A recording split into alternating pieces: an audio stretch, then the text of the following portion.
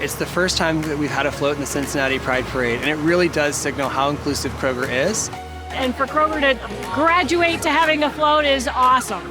It's really great to see Kroger get directly involved with the LGBTQ community.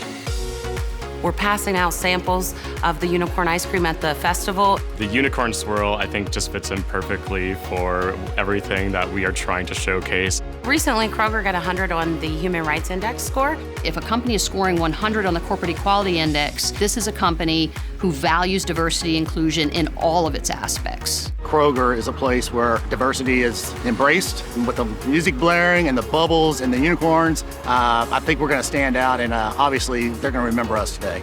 Pride is about you representing yourself in all your beauty to the world, and it's something I wish we could all do.